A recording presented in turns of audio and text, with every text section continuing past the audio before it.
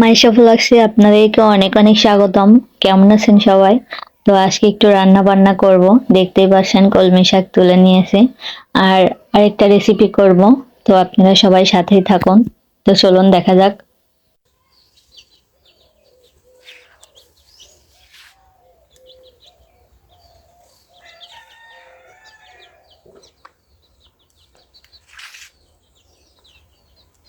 Guys, আমি আজকে আপনাদেরকে একটি জিনিস দেখাচ্ছি।